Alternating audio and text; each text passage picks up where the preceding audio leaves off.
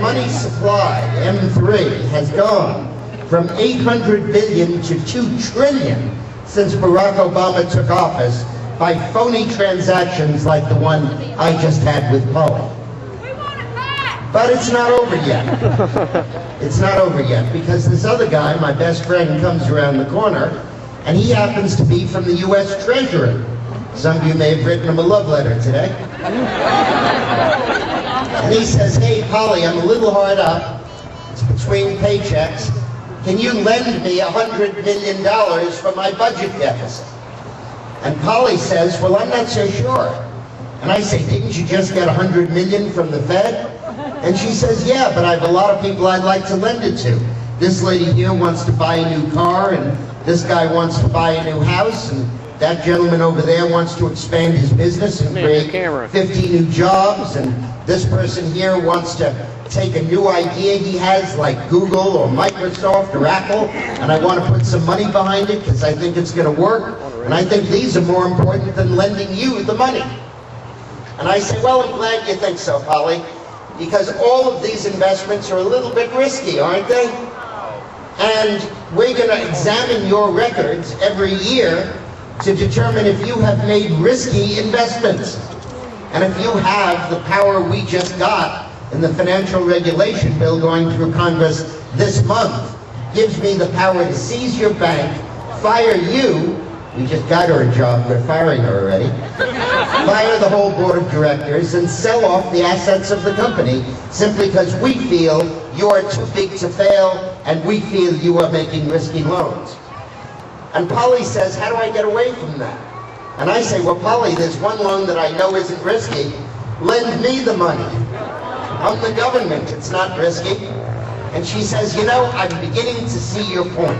I'm beginning to see why I could turn all those other applicants for loans down, forego the jobs, and lend you the money instead. How much interest will you pay me?" And I say, "Why, Polly, for you, I'll give you 3.5%. And Polly says, "Hey, I just got it for nothing. This moron just handed me the check.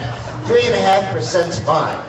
And that's how we are now borrowing $12 trillion at 3.5% interest. And you do the math.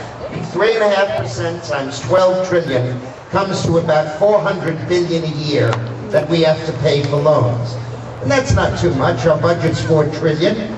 Social Security's 400 billion. Defense is 550. Medicare's 300. We can probably afford 400. But last week, the Federal Reserve Board stopped buying mortgage-backed securities because they knew if they continued, they would totally debase the currency, and we'd be like Weimar Germany, opening the door to that kind of inflation. So what happened now is I have to now borrow that 100 million, not from Polly with the phony money, but from a real bank, real lenders, real investors, or the Chinese or the Japanese. And they are not going to be happy with 3.5%. They're going to want a market rate of 7.5% or 8.5%. Now do the math for me. $12 trillion at 8.5% interest. That comes to over $1 trillion a year. 1/4 of our entire federal budget. And that's the bill we're going to have to pay next year of the deficit Obama incurred last year. Just put that in perspective. Every single one of the 1040 forms that were filed this year, the total take of the personal income tax in the United States is $900 billion. And we're going to have to pay $1 trillion for the debt service. We're like the family that has to sign over their whole paycheck to pay off their mortgage. What kind of shape does that leave them in to live a life? So we're kind of like the subprime borrowers. We got snookered at an entry rate of 3.5%. Now it's going up to 7.5% or 8.5%, and we are stuck and we are screwed. Now there's only one way out of that, and that's to cut the federal deficit. And Obama knew it. That's why he borrowed the money, to force us to raise taxes. Because you can always cut spending, but once you raise taxes, the government keeps the money. And his vision of an economy where 40 or 50% of it is controlled by the government will work because he's going to make the Republicans vote for higher taxes to pay for his deficit.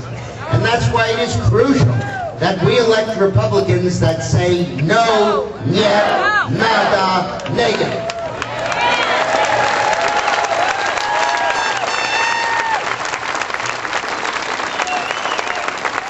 The answer is to cut the spending. The answer is to cut the spending that just walked out the door in his stimulus package. To stop bailing out car companies. To stop bailing out banks. Right now he's trying to vote $50 billion more for new bailouts of banks. That's in the financial bill. And let me tell you something. We also can solve the deficit with tax changes. There is one tax we can pass that will provide revenue, will stimulate the economy, and will not hurt jobs, and that is a tax cut.